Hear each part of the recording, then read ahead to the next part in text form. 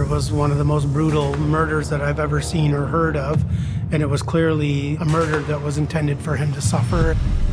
The body had been on fire. He was alive when he was set on fire. They wanted to torture him. You know, we were both being charged with open murder and conspiracy to commit murder. This was premeditated, cold-hearted, just evil. He spoke to me about him like, my girlfriend is afraid of her ex-boyfriend. And if he doesn't stop, I'm gonna have to get involved. You don't have to kill somebody to make them leave you alone, okay? You should become upset, distraught, you know. And we came up with this stupid idea.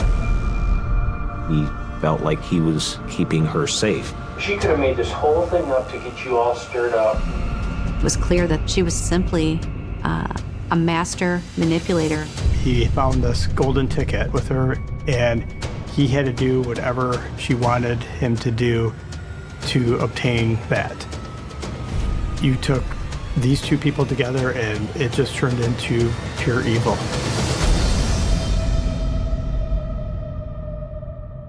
November 14th, 2009, South Haven, Michigan.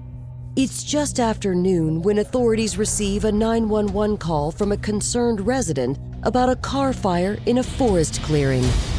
He lived in the area outside of town, very close to Lake Michigan, but a little bit outside of the city. It was a pretty rural area. He came across a car that was burned out and called 911. South Haven Fire and Police Departments quickly respond to the scene.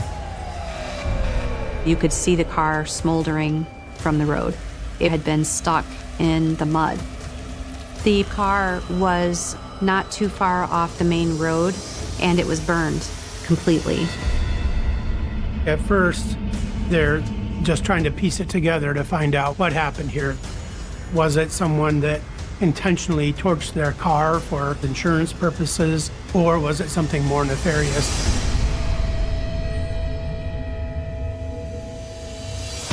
The fire investigators for South Haven Fire began to walk around the area to see if they could discover any evidence of a crime. One of the fire investigators, approximately 100 yards from the vehicle, came across a burned body underneath a tree. At that point, they then contacted our central dispatch. So once I received the call that we had a body, all detectives came out to the scene to work this case.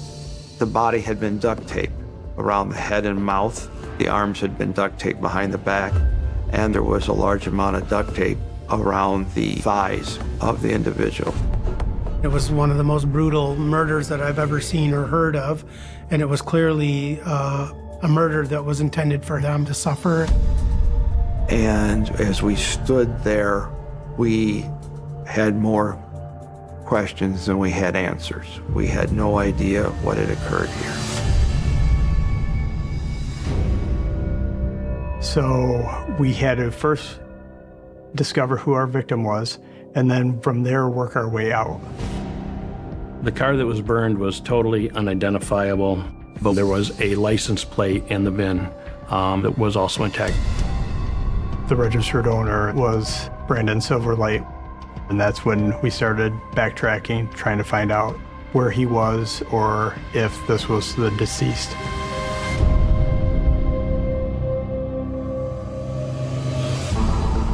Authorities head to Brandon's registered address, where they're met by his wife, Jennifer. We told her that we had a burned car, and we were trying to find out or ascertain where Brandon might be. We found out that Brandon was missing from the night before and had not returned. It was not returning any of her phone calls or text messages. We start with, when's the last time you saw him? Did he leave the home? What was his plans for the evening? What were you told by him? And that was the opening of our discussion.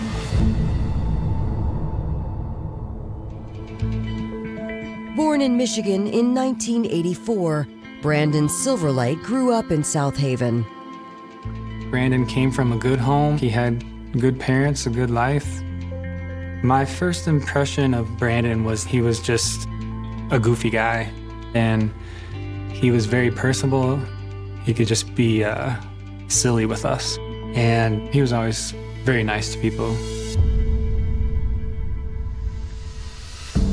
After graduating high school in 2003, Brandon enrolled in Western Michigan's School of Music. Brandon was very musical. His family was also musically inclined. He had scholarships lined up. He was going to be a music teacher. On nights and weekends, Brandon played gigs around town with a local band. My relationship with Brandon was bandmate. We met him at a party where we were playing, and he ended up just joining pretty much on the spot. He was a very good drummer, and he was also very good on bass. According to Jennifer, a shared love of music was what attracted her to Brandon in 2001. She was involved with the Western Michigan University Marching Band. At one point, Brandon was, so I believe that is the common denominator for them was music. Jennifer was an attractive woman and a very self-assured and strong-minded woman. The couple dated for 7 years. In February 2008, they married in Lake Buena Vista, Florida. They had been together for several years before marrying, and so there was a well-established partnership. He had a good life, and he had the whole world in front of him.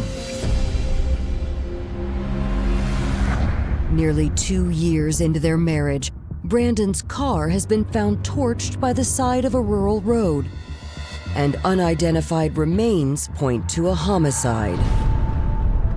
Jennifer really didn't know what to think of it at that point. She had explained that he had left the night before to play video games and had not returned. She indicated that he was going to a LAN party. It was like a group of people getting together at a location and playing one of these online games. And he left around 10 o'clock in the evening or so. When it got later on in the night, she had texted, and his reply was very short, and his phone was then turned off. The phone calls went to voicemail, texts were left unanswered. Jennifer indicated that it wasn't uncommon for Brandon to go gaming with friends, but it was unusual for him to be out all night the way that he was on this night. Jennifer says instead of letting her worries get the best of her, she convinced herself that maybe Brandon didn't come home for another reason. Jennifer indicated at one point that they did have an open relationship. Following their conversation with Jennifer, investigators attend the autopsy. The victim was taken to Sparrow Hospital in Lansing, where the autopsy was performed. Because of the condition of the body, dental records had to be used to identify the deceased, and the deceased was identified as Brandon Silverlight. So they need to go in and find out more and do some digging into the background. Who would have wanted to do something like this? Who were his enemies? Coming up, the discovery of a bitter rejection will lead authorities to a scorned lover wrought with obsession. He had filed a stalking complaint against her.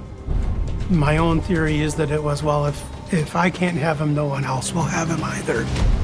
She had to have fed him some horrible lies so he would retaliate. On November 14th, 2009, South Haven, Michigan authorities are investigating the brutal murder of Brandon Silverlight. From the autopsy, we learned that the victim had received several stab wounds throughout his body. He also had a laceration across the neck and had some blunt force trauma to his head area. The body had been on fire. The autopsy indicated the presence of elevated levels of carbon monoxide in the lungs. He was alive when he was set on fire. It looked like someone had drugged Brandon about 100 yards underneath a tree, tortured him, stabbed him several times, and then that's when they set him on fire. It was definitely a hateful homicide, I would say. The person that was involved in this was definitely out to hurt this person and make them suffer. You begin from the inside and work your way to the outside, because usually the closest people are either involved in a crime like this or they have information on who might have done it.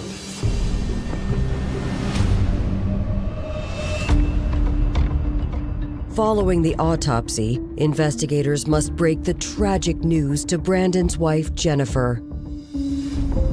When we informed her that Brandon was deceased, she was very distraught. She was in shock and she was very upset.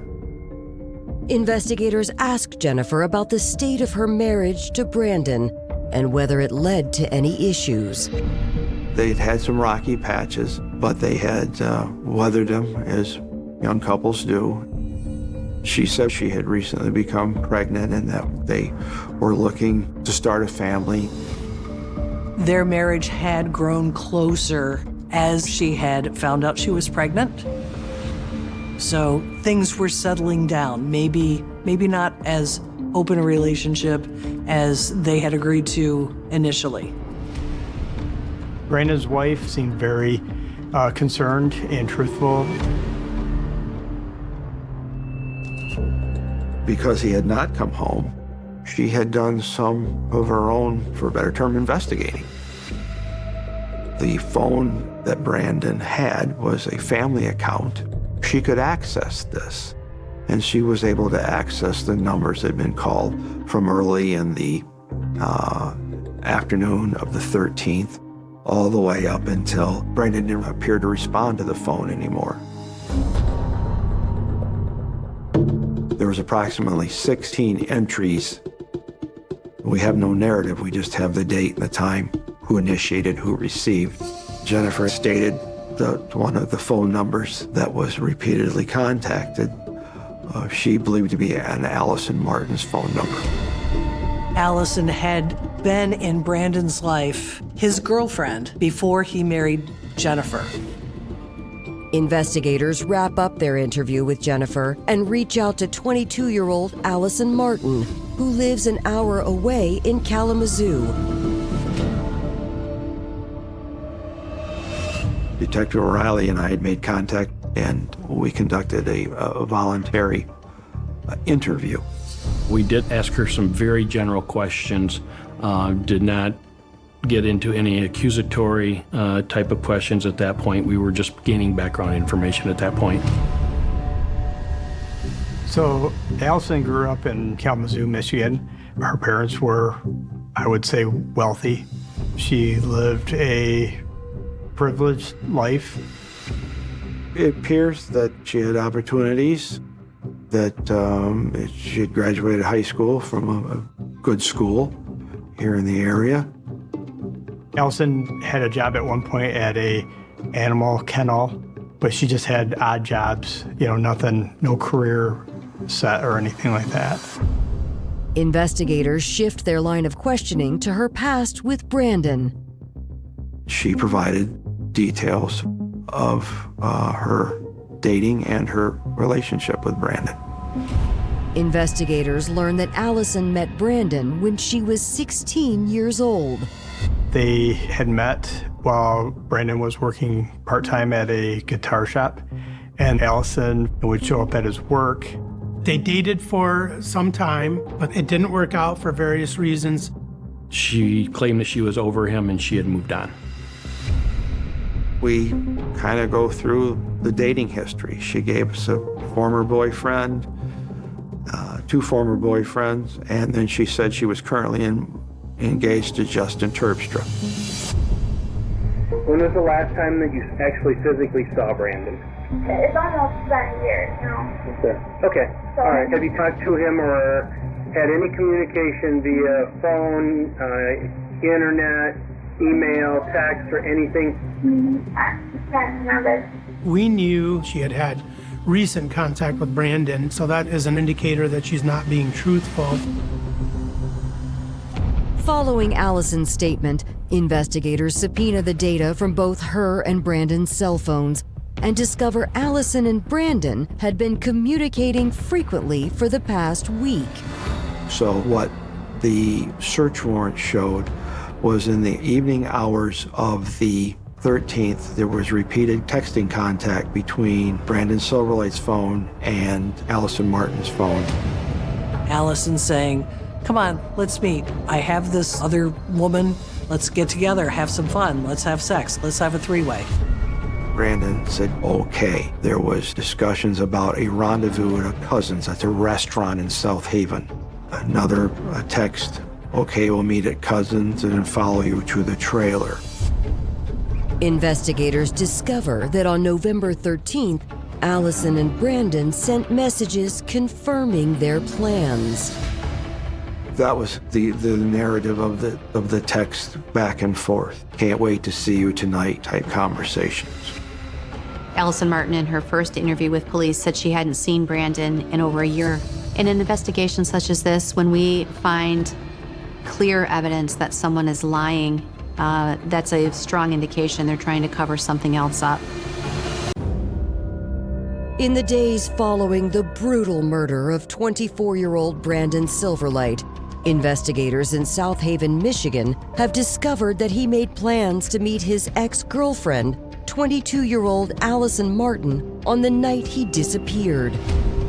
At this point, we decide that we're going to go confront Allison. Hey, Allison, how are you? Can we talk to you for a couple minutes? Yeah. We wanted to go back over a couple other things with you, and I got a little confused when we talked the other night, and I had asked you when the last time you'd actually seen him, and then the last time you had any kind of contact with him whatsoever. I can't remember. I really can't tell you. At which point, Detective O'Reilly confronted her with the fact that we had the site towers, that her phone was in South Haven, she was in South Haven, and that we had the narrative in text. She flew into a rage. You can't do that. That's an invasion of privacy. We have search warrants. We have court orders. I want a lawyer. I don't want to talk to you anymore. I want a lawyer. You know what, Allison? Quite honestly, you need a lawyer, and you better get a very good one. Thank you for your time. With Allison no longer willing to talk, investigators turn to the person closest to her. The next step that we do is research on her fiance, Justin Turpstra. We want to gather some intel about Justin Turpstra before we choose to interview him. Investigators learn 24-year-old Justin was born in Michigan and raised by his father. My older brother, Justin, was the third of 4 children. There are 3 boys and 1 girl. We weren't necessarily a poor family, but we weren't wealthy either. We were kind of wild youngins, kind of left to our own devices. Justin, I mean, he was a happy kid. He was very mischievous. He was a jokester. He was a clown. He wanted attention, but if he couldn't get it in a positive way, he would resort to negative ways. He was a bad boy. He was drinking, smoking. He had been in and out of different juvenile detention centers. He would get in trouble for stealing, and then while he is serving detention or whatever for that, he would go and steal something else. Me and Justin grew up together, and he would just somehow manage to get himself in that little bit of trouble enough to get himself thrown back into juvie. And then when he got out and we turned 18, we stayed in contact, but that's when he was having his issues with going back to prison.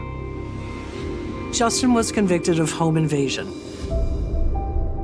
After being released on parole in June of 2009, 24-year-old Justin got a job at a local restaurant and began taking classes at a local community college.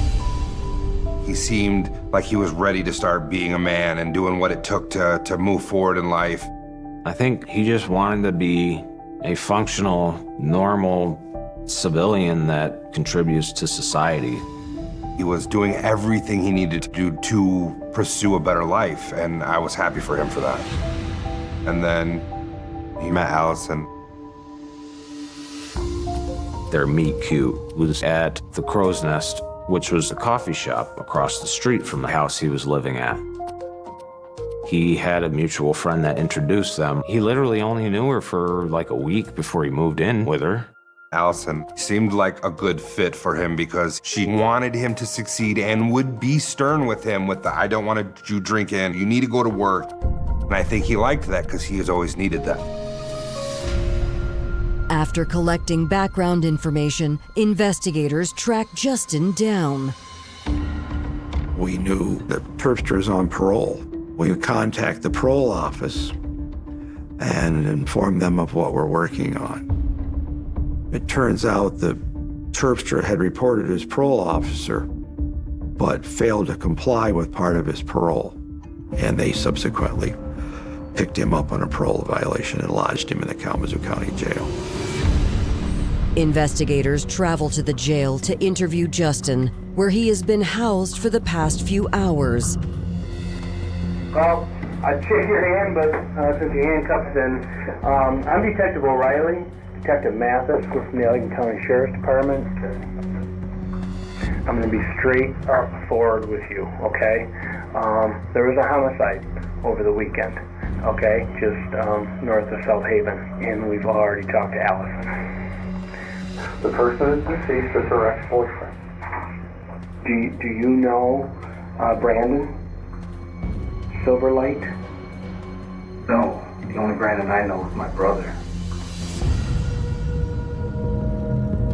He said he didn't know Brandon, had never met him, and really knew very, very little about him. And the status of your relationship is you're engaged? Yes.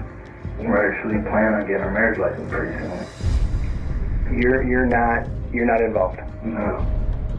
You got a good girl that you think loves you, and then you find out that maybe she does love you, but she may have feelings for somebody else.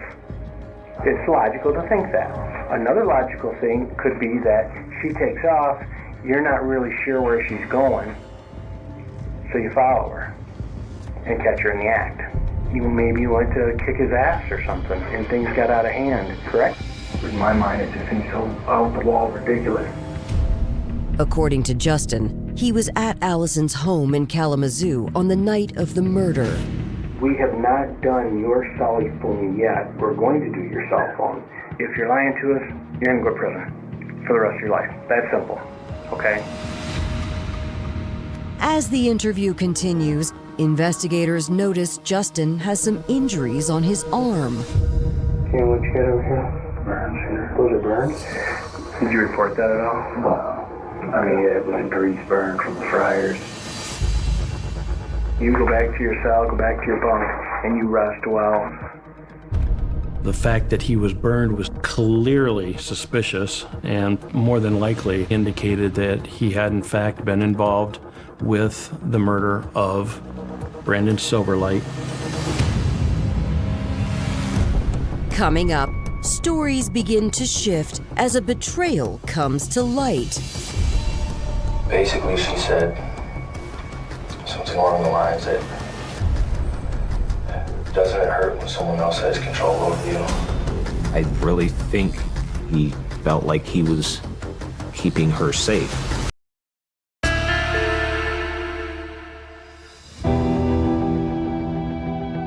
In their preliminary interviews with police, Allison Martin and her fiancé, Justin Turpstra, both denied any knowledge of the murder of Brandon Silverlight.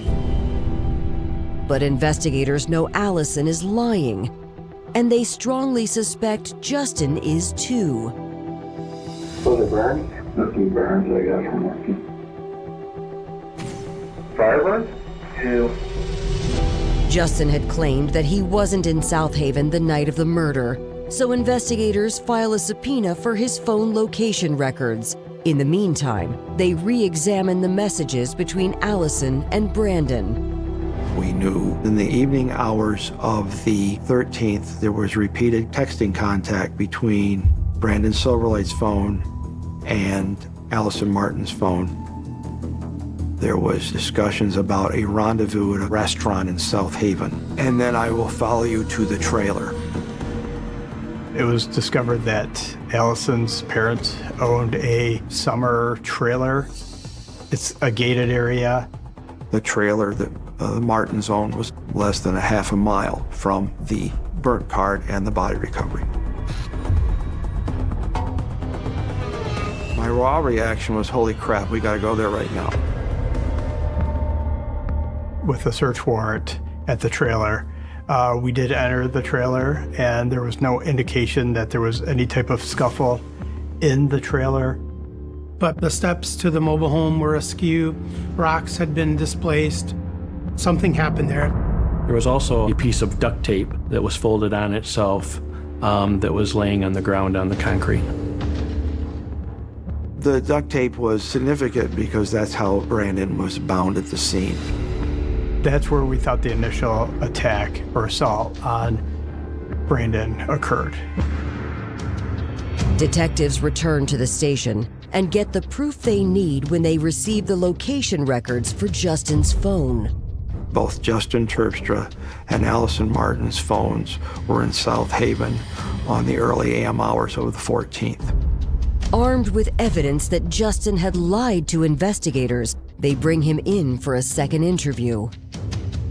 Justin was confronted with the evidence that put him near the scene. They talked to him again and again, and eventually he did confess that, in fact, he is the one that killed Brandon Silverlight. I stabbed him several times. He said, I did it. Allison had nothing to do with it. Following Justin's confession, authorities charge him with murder. It was a shock to me. I mean, I can see Justin stealing. I can see him pulling crimes, but to actually haul off and murder someone was not something I ever thought him capable of. My jaw hit the floor, and there was no way. You know, I had known Justin my whole life. He was not a violent person like that. As investigators continue building their case against Justin, they reach out to his family, who explain that Justin had previously mentioned his dislike for Brandon Silverlight. Justin was talking about Brandon, Allison's ex-boyfriend, and how he keeps contacting her and harassing her. Justin felt that Brandon was a threat to Allison from what she said and how she said it. That's how Justin spoke to me about him. Like, my girlfriend is afraid of her ex-boyfriend, and if he doesn't stop, I'm gonna have to get involved. Following their conversations with Justin's loved ones, authorities attempt to corroborate Justin's claims that Brandon harassed Allison. There was nothing ever reported by Martin regarding Silverlight stalking her or harassing her or abusing her. In fact, Brandon had filed a stalking complaint against Allison in, I believe, 2007 with the Kalamazoo Department of Public Safety. Brandon had indicated that she was engaging in unwanted phone calls to him, and I believe came to his residence uninvited. And so the police actually investigated and did interview Allison Martin, and she admitted to the police that she was in fact obsessed with Brandon Silverlight. Brandon was her first love, and that she had boyfriends after that, but their relationship would rekindle from time to time. So Brandon meant a lot to her. We knew Allison was lying and not being fully truthful with Justin. At that point, the law enforcement team believed the motive for this crime was based on Allison Martin, on her not being able to have Brandon the way she wanted. And if she couldn't, no one would. In Allegan County, Michigan, authorities have charged Justin Turpstra with the murder of Brandon Silverlight. But they believe his fiancée, Allison Martin, played a larger role than he admitted. Allison Martin still was maintaining she was not the responsible party for this, so they needed more evidence. Then, 20 days into the case, a local resident named Sean West contacts investigators with damning information about Allison. Sean West was a friend of Turpstra's and Martin's. Sean West said that during Thanksgiving dinner, he asked Allison what happened because he was hearing things and he knew that Allison and Brandon had been an item. Sean West said that Allison confessed to him. And she told him, I stabbed him first. She wanted him to experience pain, and she had made a reference to that it felt like stabbing chicken. Justin had been arrested, and Allison Martin had told Sean West to relay a message to Justin Turpstra to take the fall if he talked to him again. So that was very key information. Investigators immediately issue a warrant for Allison Martin's arrest. On December 7th, she turns herself in. Her attorney contacted the prosecutor's office, but she didn't make any statements to us.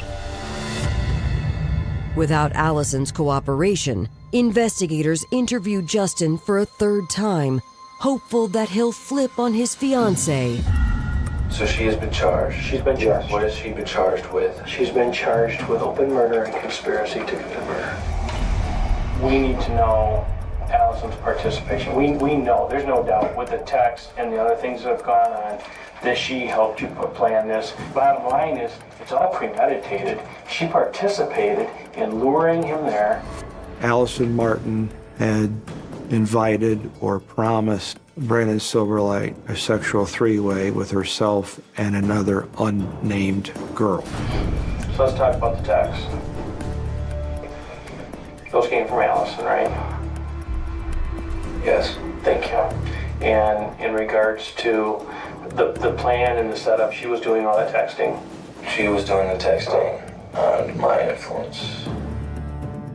Justin said that he forced Allison to help him commit that crime. He basically was going to take the fall for Allison. They were lying to us. You didn't threaten her. You did not intimidate her. She acted of her own free will, didn't she? Because she was mad. She was upset. Justin continues to claim that Allison feared Brandon's harassment and makes another shocking allegation. Justin said that Allison had claimed that Brandon had sexually assaulted her. And we talked about our past, so that we can try to avoid bringing that into our relationship. This is the guy that I told you about. I told her basically ignore it or tell him, buzz off, whatever. But they continued talking. Allison and Brandon did have communication with each other, even after he filed the stalking report. She had become upset, distraught, You don't have to kill somebody to make them leave you alone, okay? In his mind, Brandon was very bad towards Allison in their relationship, and that he believed Brandon was trying to get back in a relationship with Allison. I believe that she was using this story to get what she wanted. Allison was looking for someone to kill Brandon because she could not have him anymore. She was stalking him. Did you know that? No, I didn't know that. So she could have made this whole thing up to get you all stirred up, mad, angry, enough to help her carry out something. I don't believe she would do that. Could it be that she thinks that Brandon's happy and Brandon now is having a child and that she was just jealous of that whole entire situation? There's more to it than that. Is it? Okay. Under intense pressure, Justin slowly begins to crack. I'm upset because this guy, who I don't think too highly of, is contacting the girl, and we came up with this stupid idea. Eventually, he did tell the police that she was involved as well. I think that once he realized that she had lied, he blamed her. She's not walking away from this.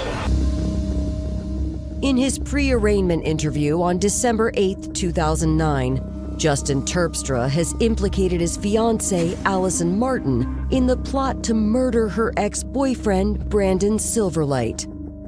Justin said that they tried to lure him to the Kalamazoo area prior to the South Haven area, and it never worked out. And then it developed into this potential for a hookup involving a threesome. And this was the bait to get him there. I don't know his mindset, but it appeared to spark his interest. What time did this happen? He was to meet her around 11 o'clock. Allison had dropped off Justin to the trailer prior to her meeting Brandon at the restaurant. At that point, Brandon had followed Allison to the trailer. Justin explains that when Allison and Brandon arrived at her parents' trailer for the threesome, he was waiting. Justin Turpstra hit him in the head,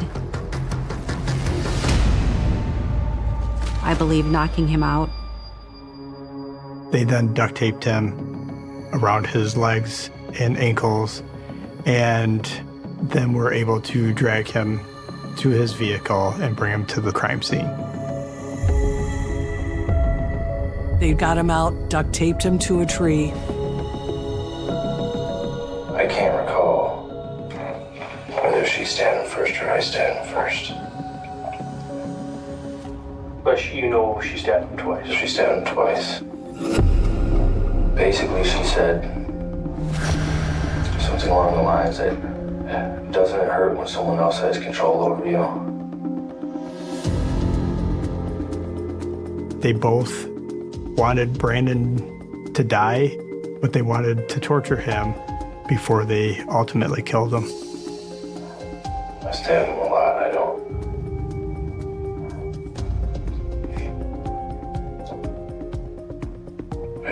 How many times? 20, 30 times, I don't know. They ultimately set him on fire and kill him. They tried to cover up the crime by burning his car. This was premeditated, cold-hearted, just evil. The motive was Allison's revenge. She was obsessed with Brandon Silverlight. She was upset that he had found another person. My own theory is that it was, well, if I can't have him, no one else will have him either. It was probably one of the most heinous, just most disregard for human life that I've ever seen in my 30 years. It's just, it's almost too cruel to think about. I absolutely feel bad for his family having to go through this. Nobody deserves this. Allison Martin and Justin Turpstra are tried separately in the fall of 2010. At Allison's trial, prosecutors present evidence that Brandon's ex remained fixated on him after their breakup. She had no prior criminal history, but she did have a history of numerous boyfriends and unusual behavior, obsessive type behavior. She tried to manipulate prior boyfriends into beating up Brandon, but that didn't work because they didn't believe the lies that she told. Unfortunately, Justin Turpstra did. I believe that she had to have fed him some horrible lies to make him believe that Brandon would have done horrible things to her, so he would retaliate. I really think he believed that Brandon was a very bad person. He felt like he was keeping her safe. It was clear that Allison Martin, I don't know how else to say it, is simply a master manipulator. During their trials, they both pointed the finger at each other. Justin's attorney argued that this was all Allison. Allison and her attorney argued that it was all Justin. The evidence was very clear that Justin and Allison lured Brandon to that remote location with the specific intent to murder him. Both were convicted of murder one, which in the state of Michigan is automatic life in prison with no chance of parole.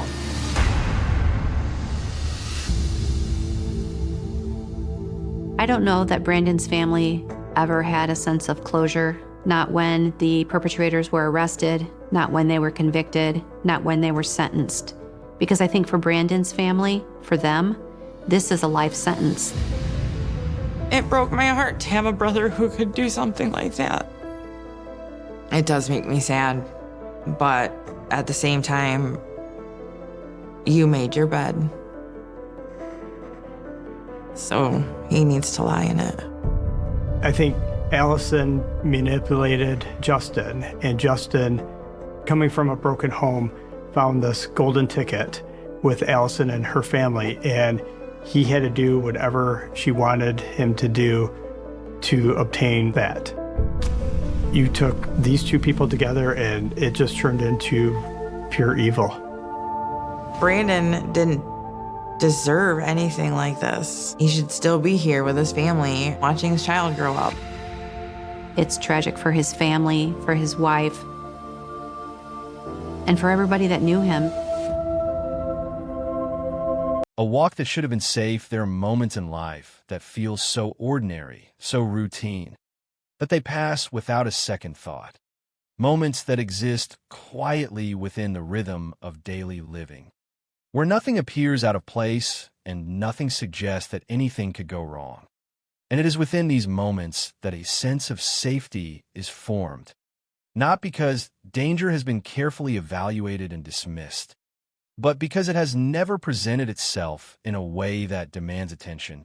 And for Jill Marr, one such moment began on a night in 2012 in Melbourne, a city known for its activity, its movement, and its sense of normalcy, where people move through streets, through neighborhoods, through the spaces that connect one part of their lives to another, often without hesitation, often without fear. And on that night, nothing about her actions stood apart from this pattern. Nothing suggested that she was stepping into a situation that would later be examined, analyzed, and remembered far beyond the boundaries of that single evening. Because what she did was something countless others had done before and would continue to do after. She walked home. And it is precisely this simplicity, this absence of anything unusual, that gives the case its enduring weight. Because it forces a confrontation with an uncomfortable reality. That danger does not always announce itself. That it does not always exist in places that are clearly marked or easily avoided, but can instead emerge within the very routines that are assumed to be safe. And as she moved through the urban environment of Melbourne, there were no visible signs of threat. No indication that the space she occupied had shifted from ordinary to dangerous. And yet, within that same space, within that same sequence of movement, something changed. Something occurred that would transform a routine walk into a moment of irreversible consequence. And this transformation did not unfold gradually. It did not build in a way that allowed for recognition or response, but instead occurred with a suddenness that defines many acts of violence, where the transition from safety to danger is not perceived until it has already taken place. And it is this suddenness that complicates understanding, because it leaves behind a sequence that is difficult to fully process. A sequence where cause and effect exist in close proximity, where the time between them is so brief that it resists detailed reconstruction. And in the absence of that reconstruction, what remains is a stark contrast, a before and an after, separated by an event that was neither expected nor preventable within the framework of what was known at the time. And as the case would later reveal, this was not a situation shaped by long-term risk or escalating warning signs, but by an encounter, a moment in which one individual approached another, And in that moment, the assumptions that had defined the environment, the assumptions of safety, of normalcy, of predictability, were abruptly replaced by something else entirely. Something that did not align with those assumptions and could not be anticipated by them. And this is where the story begins, not with a clear indication of danger, but with its absence. Not with a deviation from routine, but with the continuation of it. Because it is within that continuation that the true impact of the case is found. The realization that what is familiar is not always safe. That what is routine is not always protected from disruption. And that the spaces people move through every day, the streets, the paths, the routes that connect one place to another, can become the setting for events that are as unexpected as they are irreversible. And in understanding this, the case of Jill Marr does not begin with the act of violence itself, but with the quiet normalcy that preceded it. Because it is that normalcy that defines what was lost, not only in terms of outcome, but in terms of expectation, the expectation that an ordinary action, carried out in an ordinary place, would lead to an ordinary conclusion, an expectation that, on that night, was not fulfilled. The ordinary life behind the name to understand the weight of what happened.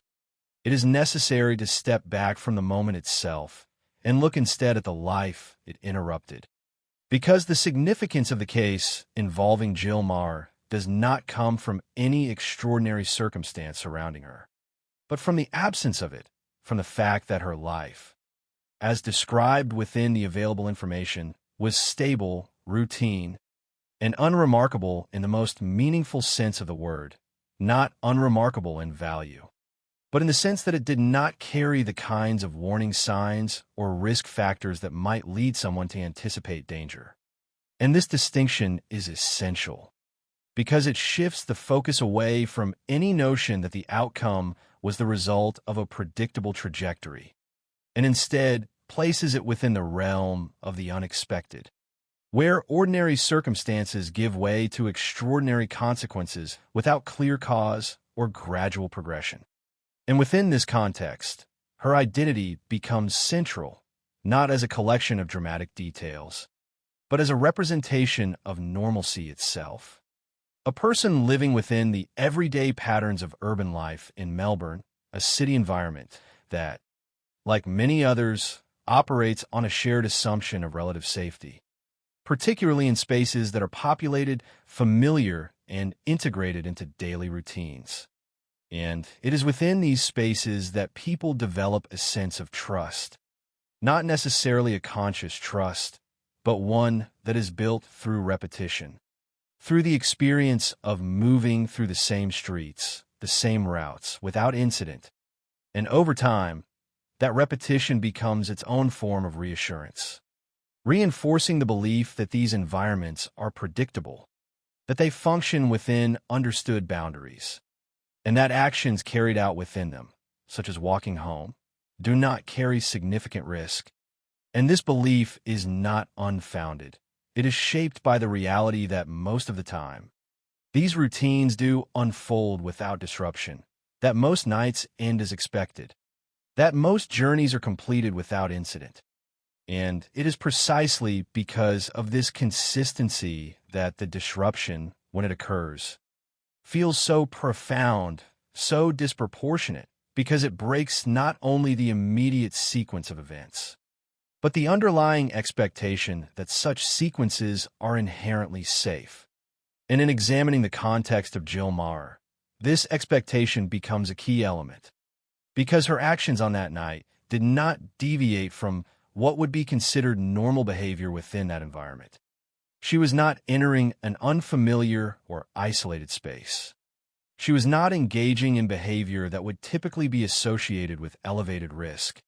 She was simply moving from one point to another within a city, following a path that countless others would recognize. And this familiarity is what anchors the case in a broader social reality, because it highlights the extent to which safety is often assumed rather than actively assessed. the extent to which people rely on the patterns of their environment to inform their sense of security, and how those patterns, while generally reliable, are not absolute, and, as a result, the case does not stand apart as an isolated anomaly, but as a disruption of a shared experience, a moment that forces a reconsideration of what is typically taken for granted, and, in this way, the context surrounding Jill Marr becomes more than background information. It becomes a framework for understanding the broader implications of the case, because it illustrates how the ordinary can be interrupted, how the expected can be altered without warning, and how the environments people move through every day can, under certain circumstances, become the setting for events that do not align with the assumptions that define them. And this realization, while grounded in a specific case, extends beyond it, raising questions about how safety is perceived, how risk is understood, and how individuals navigate spaces that are both familiar and, at times, unpredictable. And it is within this intersection of routine and uncertainty that the case finds its deeper meaning, not in the details that set it apart, but in the ones that make it recognizable, the ones that reflect a reality shared by many, where the line between safety and vulnerability is not always visible, and where the absence of warning does not equate to the absence of risk. A sudden fracture in the ordinary the moment itself. The point at which the routine of that evening gave way to something irreversible is defined not by complexity, but by its abruptness, because in the case of Jill Marr, there was no prolonged sequence of escalating warning signs, no gradual shift in circumstances that might have allowed for recognition or avoidance, but instead a sudden encounter that transformed a familiar path into the setting of violence. And this transformation occurred within a space that, until that moment, had functioned as part of an ordinary urban environment, a space integrated into daily movement, where people walk, pass by one another, and continue on without incident.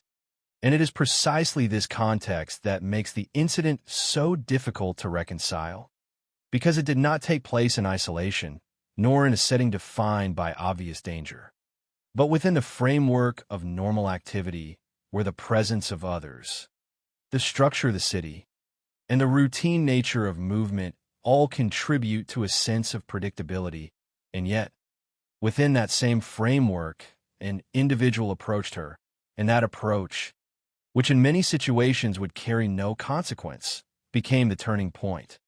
The moment at which the assumptions of safety were no longer valid, and from that point forward, the sequence unfolded rapidly, without the kind of delay or hesitation that might allow for intervention or escape, because the nature of the act itself was direct, immediate, and unanticipated, leaving no meaningful opportunity for response.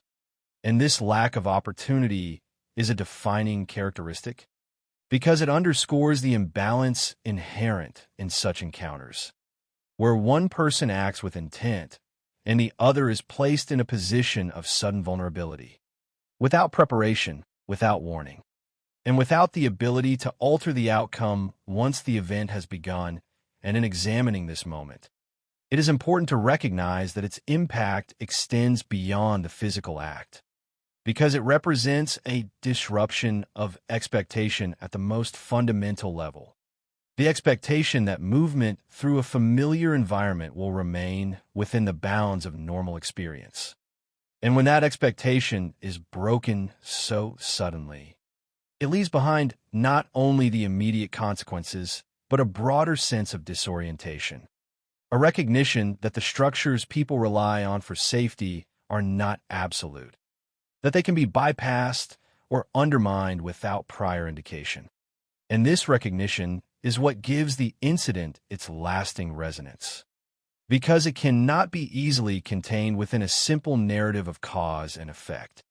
It resists reduction to a sequence that can be fully understood or anticipated, and instead exists as a moment where the ordinary and the extraordinary intersect, where a routine action, walking home, becomes the context for an event that defies the expectations associated with that action. And as a result, the incident involving Jill Maher is not only defined by what happened, but by how it happened, by the speed, the unpredictability, and the absence of warning that characterize it. And in that combination, it reveals a reality that is often difficult to confront, that not all dangers are preceded by signals, that not all risks can be identified in advance, and that in certain moments, the transition from safety to harm occurs so quickly that it cannot be meaningfully interrupted, leaving behind a sequence that is as brief as it is consequential, and a set of questions that extend far beyond the moment itself, into the broader understanding of how such events emerge within the spaces that are otherwise considered safe. From absence to identification in the immediate aftermath of the incident involving Jill Maher, what authorities were confronted with was not a fully formed narrative, but a gap, a disruption in expected movement that needed to be understood and reconstructed.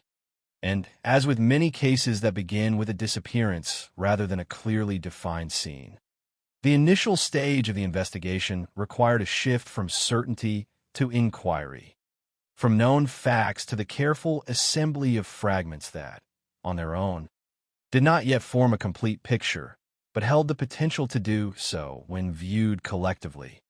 And in this case, the process began with the recognition that her actions on that evening had followed a predictable path up until a certain point, a point after which that predictability ceased.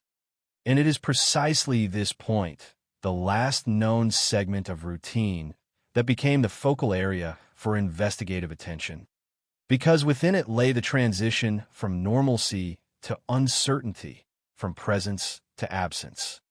And in working within this framework, investigators did not begin with a definitive conclusion, but with a set of guiding questions, questions centered on who had interacted with her, what had occurred within that critical window of time, and how the environment in which the incident took place could provide insight into those interactions. And unlike cases where there is a complete lack of traceable information, this investigation was not entirely devoid of direction. There were elements within the environment that allowed for a more structured approach, elements that could be examined, revisited, and connected over time. And this distinction proved significant because it enabled the investigation to move forward with a degree of momentum, rather than remaining static in the absence of evidence. And as attention narrowed to the immediate surroundings of the incident, the focus became increasingly specific, moving from broad uncertainty toward targeted inquiry.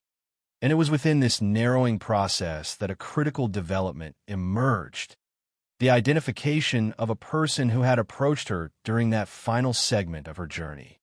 And this identification marked a turning point, because it transformed the nature of the investigation from one defined primarily by absence to one grounded in a specific interaction, an interaction that could be examined in greater detail, and from which further conclusions could be drawn. And as these conclusions began to take shape, the individual identified through this process became central to the case, not as a speculative figure, but as a subject of direct investigative focus. And this shift from uncertainty to identification represents one of the most important phases in any investigation, because it provides a foundation upon which subsequent actions can be built, including the gathering of additional information, the verification of existing data, and the progression toward formal charges. And in this instance, that progression led to the identification of Adrian Bailey as the primary suspect, a development that did not occur in isolation, but as the result of a cumulative process, one in which individual elements were examined, connected, and evaluated within the broader context of the case.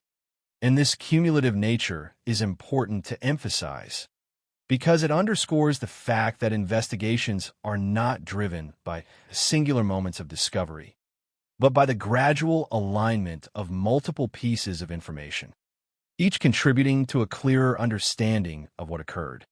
And once this alignment reached a sufficient level of coherence, the investigation entered its next phase, the transition from identification to action, where the focus shifted from understanding the event to holding the responsible individual accountable for it.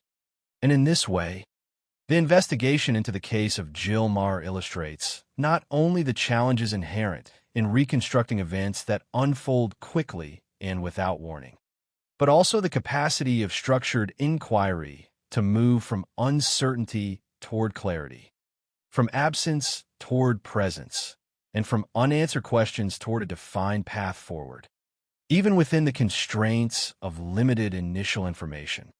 And it is within this progression that the case begins to take on a different form, no longer defined solely by what is unknown, but increasingly shaped by what can be established, what can be demonstrated, and what can ultimately be presented within the framework of the legal process. The structure of justice and its limits, once the investigation into the case of Jill Marr reached the point where a clear suspect had been identified and sufficient connections had been established, the process moved into a different phase, one governed not by the search for information, but by the formal evaluation of that information within a legal framework. And it is within this framework that events are no longer reconstructed solely for understanding, but for judgment, for the purpose of determining responsibility in a manner that is structured, regulated, and bound by established procedures. And in this instance, the individual identified through the investigative process, Adrian Bailey, was brought before the court, where the focus shifted from the question of what happened to the question of how what happened could be proven. And this distinction is essential, because the legal process does not operate on assumption or inference alone. It requires that conclusions be supported by evidence that meets a defined standard, a standard that is intended to ensure that judgments are not only decisive, but justified.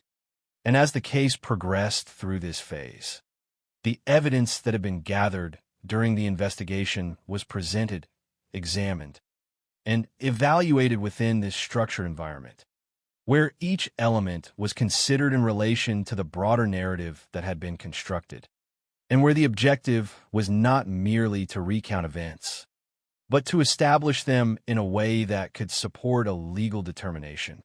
And it is at this stage that the cumulative nature of the investigation becomes particularly significant, because the strength of the case does not rest on a single piece of evidence, but on the coherence of multiple elements that, when combined, form a consistent and demonstrable account.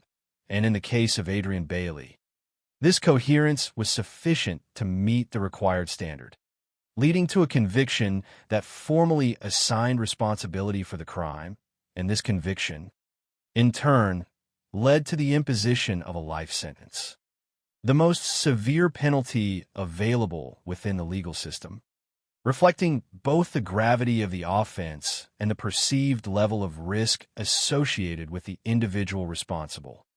And in this outcome, there is a sense of finality, a conclusion that marks the end of the formal process, the point at which the system has fulfilled its role in identifying, prosecuting, and sentencing the perpetrator.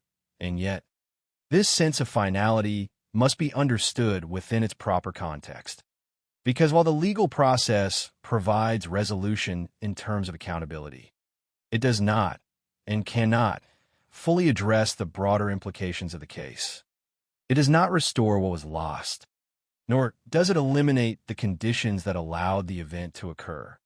And this introduces a distinction between legal resolution and experiential resolution, between the conclusion reached by the system and the ongoing impact experienced by those affected.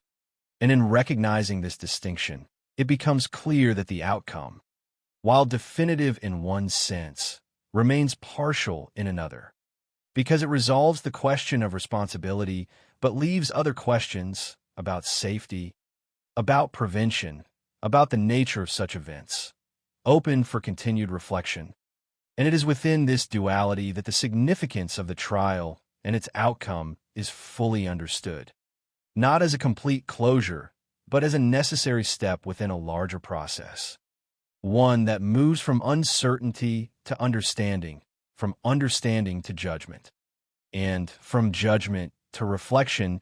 And in this progression, the case of Jill Marr illustrates both the strengths and the limitations of the legal system, its ability to establish accountability and impose consequence, and its inability to fully resolve the deeper questions that arise from events that extend beyond the boundaries of law into the broader realities of human experience. When one case becomes a collective question in the aftermath of the case involving Jill Marr, what remains is not only the record of what occurred, nor solely the legal outcome that followed, but a broader and more enduring shift in perception, one that extends beyond the individuals directly involved and into the wider community. Because while the formal process reached its conclusion with the conviction of Adrian Bailey, the impact of the case did not end at that point. It continued, unfolding in conversations, in reflections, and in a growing awareness of the vulnerabilities that can exist within even the most familiar environments. And this continuation is what defines the true aftermath, not a single moment of closure, but an ongoing engagement with the questions that the case has raised, questions that do not have simple answers, and that cannot be fully addressed through legal resolution alone. And among these questions, one emerges with particular clarity: the question of safety, specifically the safety of women moving through public spaces, engaging in routine activities, and navigating environments that are generally perceived as secure. And it is this question that transforms the case from an individual event into a collective concern, because it touches on experiences that are widely shared, on actions that are carried out daily by countless individuals who, like Jill Marr, operate within the expectation that their environment will not present an immediate threat.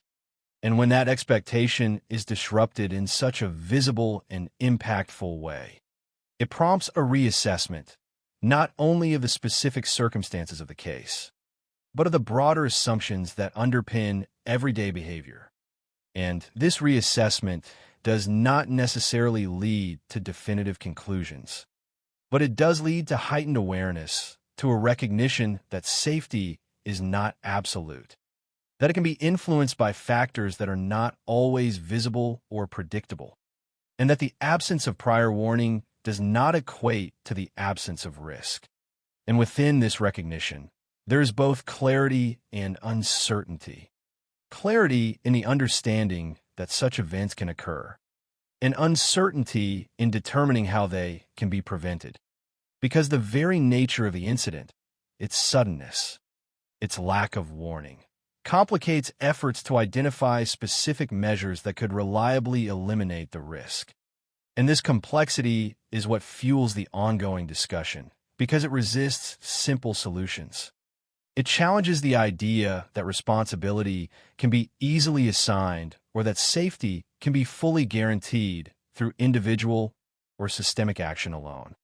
And instead, it highlights the need for a more nuanced approach, one that acknowledges the limitations of both personal precaution and structural intervention, and that seeks to balance awareness with practicality, caution with the ability to maintain normalcy in daily life. And in this way, the case becomes a point of reference, not only for what happened, but for how society responds to what happened, how it interprets the implications, and how it integrates those interpretations into a broader understanding of risk and safety. And yet, even as these discussions evolve, the core of the case remains unchanged. The fact that an ordinary action carried out in an ordinary place led to an extraordinary outcome. And it is this contrast that continues to resonate, because it underscores the unpredictability that can exist within otherwise stable environments, and the difficulty of reconciling that unpredictability with the desire for security and control. And ultimately, the aftermath of the case of Jill Maher is defined not by a single conclusion, but by a series of ongoing reflections. Reflections that extend beyond the specifics of the event and into the broader realities of how people live, move, and interact within shared spaces, and how they continue to do so in the presence of knowledge that, while necessary, does not always provide clear answers, but instead reinforces the importance of awareness, of vigilance, and of a continued commitment to understanding the conditions under which safety can be both maintained and, at times, unexpectedly disrupted. When familiar spaces conceal uncertainty in the continuing reflection on the case of Jill Maher, one of the most persistent themes that emerges is the fragile nature of perceived safety, particularly within environments that are widely considered secure, because the incident did not occur in isolation, nor in a setting traditionally associated with heightened risk, but within an urban space, a space defined by activity, visibility, and the presence of others.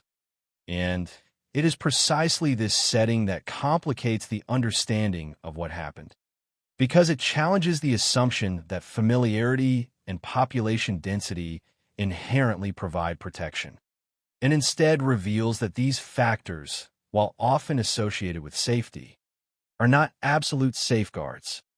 And this realization introduces a subtle but significant shift in perspective, one that does not negate the value of familiar environments, but does call attention to their limitations, to the fact that the structures and patterns that create a sense of security can coexist with moments of unpredictability, moments that do not align with the expectations those structures are meant to reinforce.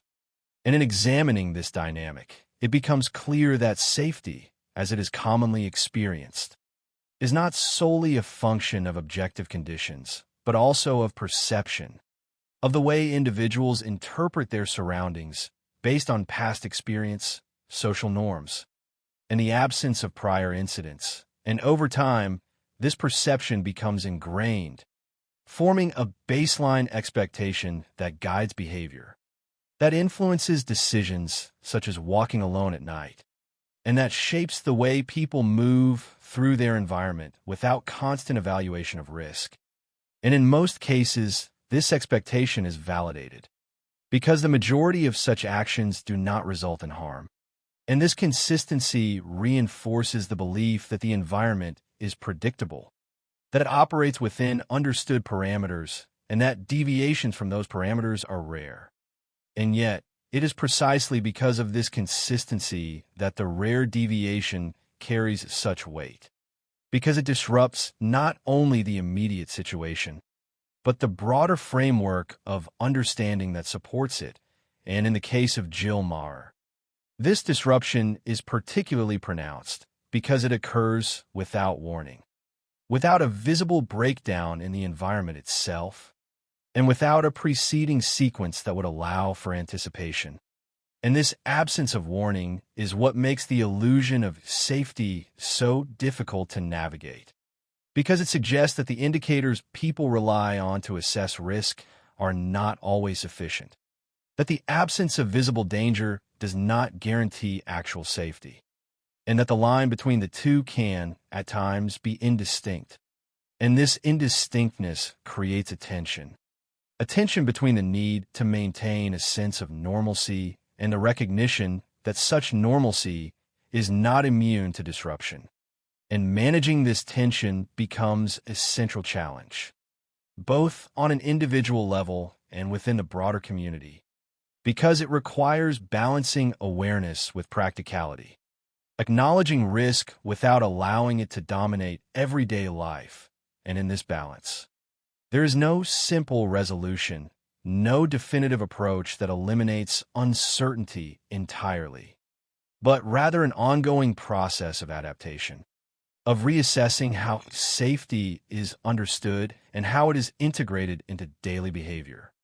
And this process is shaped not only by the specifics of the case, but by its symbolic significance, by the way it represents a broader reality in which the familiar can, under certain circumstances, become unpredictable. And in reflecting on this, the case of Jill Maher serves as a reminder that safety is not a static condition, but a dynamic one, influenced by a range of factors that are not always visible or controllable. And that understanding this dynamic is essential, not as a means of eliminating risk entirely, but as a way of engaging with it more consciously, more critically, and with a clearer awareness of the limits of what can be anticipated in environments that, while familiar, are never entirely free from uncertainty. How timing and circumstance shape outcomes in examining the case of Jill Maher beyond its immediate facts. Another dimension begins to emerge, one that is less tangible than evidence or procedure, yet deeply influential in how events unfold: the role of chance, of timing, of the subtle alignment of circumstances that, while individually unremarkable, collectively determine the trajectory of a moment. And it is within this dimension that the case reveals an additional layer of complexity, because what occurred was not the result of a prolonged sequence of decisions or a series of identifiable risk factors, but of a brief intersection between two individuals within a shared space, an intersection that, under different circumstances, might not have occurred at all. And this realization does not alter the responsibility of the individual who committed the act, but it does highlight the contingent nature of the situation, the extent to which timing and location can influence outcomes in ways that are not always predictable or controllable. And in this context, the concept of chance becomes relevant, not as an explanation that replaces accountability, but as a factor that shapes the conditions under which accountability becomes necessary. Because the specific moment in which Jill Maher was approached, the specific path she took, the specific environment in which she moved, all contributed to the formation of that encounter. And while each of these elements is ordinary in isolation, their convergence created a situation that deviated sharply from the expected pattern. And this convergence underscores the difficulty of reducing such events to a simple causal chain, because it involves variables that are not easily controlled or anticipated, variables that exist within the flow of everyday life and that only become significant in retrospect, once their alignment has already produced an outcome. And this retrospective recognition is what often shapes the way such cases are understood, because it introduces a sense of inevitability that was not present at the time, a perception that the event could have been foreseen or avoided if certain conditions had been different. And yet, within the framework of what was known in the moment, there was no clear indication that those conditions were unusual or that they would lead to a harmful outcome. And this gap between hindsight and real-time perception is a critical aspect of the case, because it highlights the limitations of predictive awareness, the fact that people operate based on the information available to them at the time, and that this information, while sufficient for navigating most situations, does not always account for the rare instances in which those situations change abruptly. And in acknowledging this, the role of chance becomes less about randomness in a general sense and more about the specific alignment of factors that, while individually benign, collectively produce a result that is anything but. And this understanding does not provide comfort, nor does it offer a clear strategy for prevention, but it does contribute to a more nuanced view of how such events occur, one that recognizes the interplay between individual action and situational context, between deliberate intent and incidental circumstance. And in this interplay, the case of Jill Maher takes on a broader significance, not only as an instance of criminal behavior, but as an example of how outcomes can be shaped by factors that extend beyond direct control, and how the unpredictability inherent in these factors complicates efforts to fully understand or anticipate similar events in the future. And ultimately, this dimension of the case serves as a reminder that while systems can respond, investigate, and assign responsibility after the fact, the conditions that give rise to such events are not always fully within the scope of those systems to prevent in advance.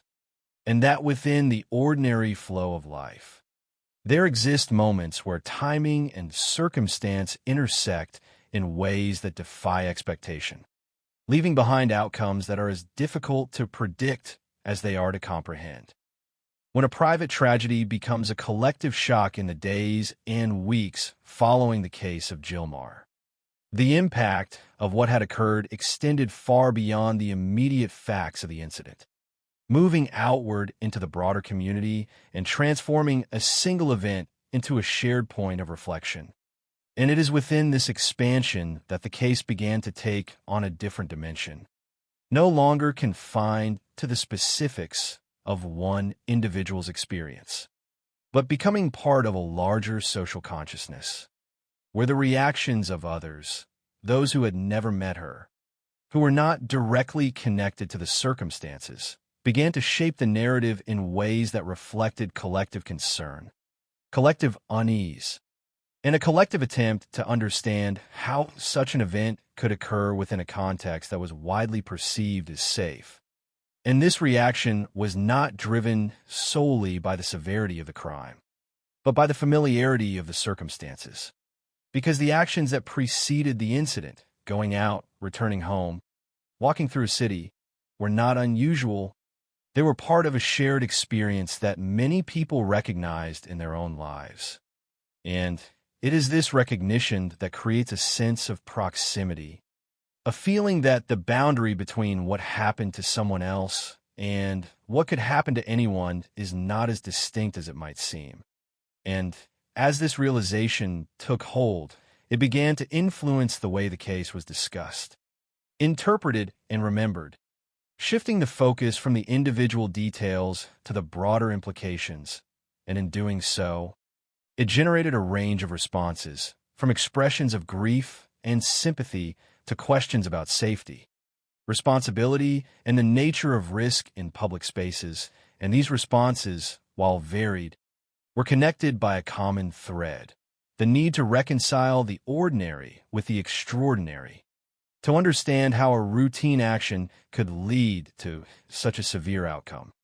And this need is what drives public reaction in cases like this, because it reflects an underlying tension between expectation and reality, between the belief that certain environments are inherently safe and the evidence that, under certain conditions, they are not. And in navigating this tension, the community engages in a process of collective interpretation, where individual perspectives contribute to a broader understanding, even if that understanding remains incomplete.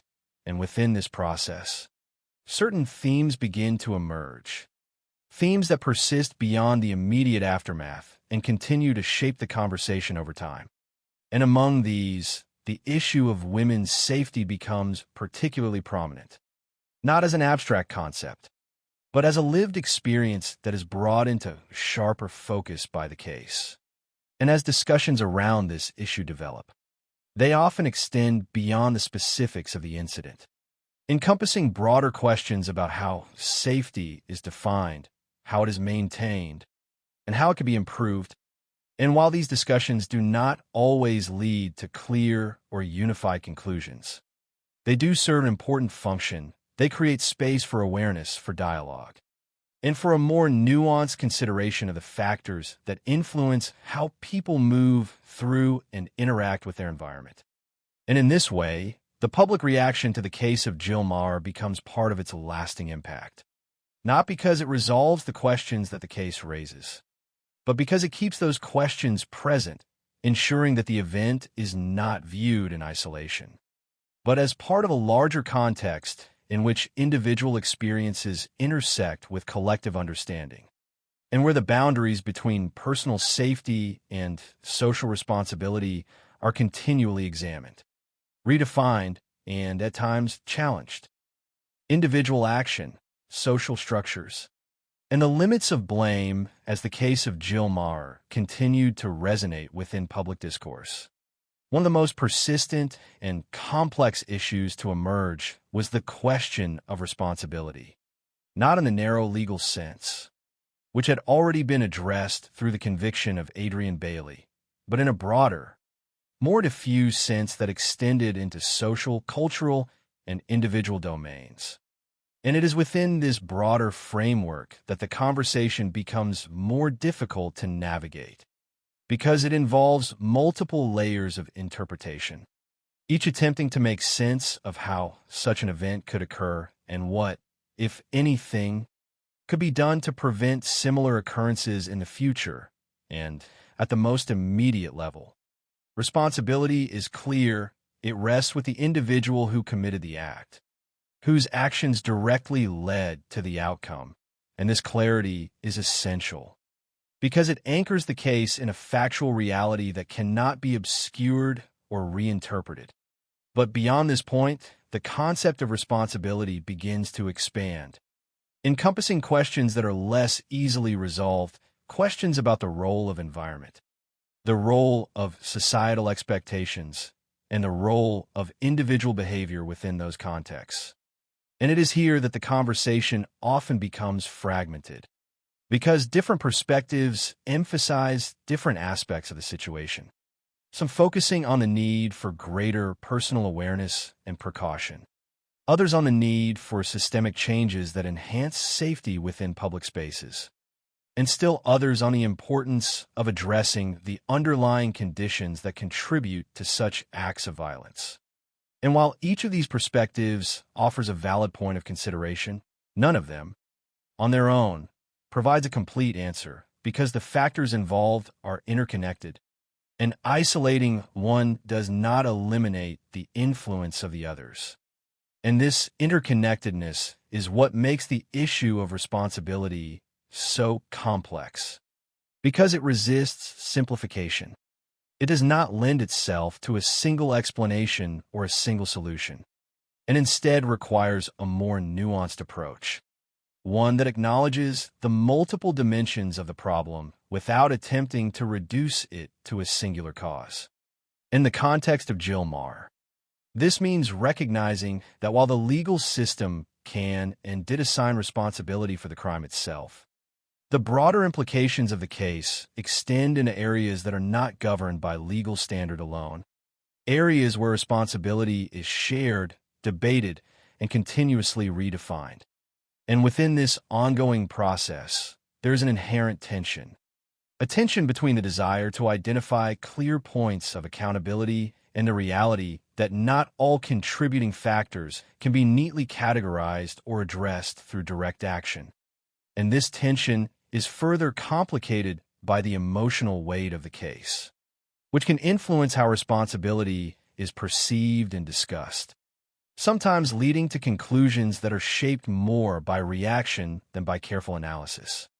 And it is for this reason that maintaining a balanced perspective is so important, because it ensures that the conversation remains grounded in the facts while still allowing for the exploration of broader questions.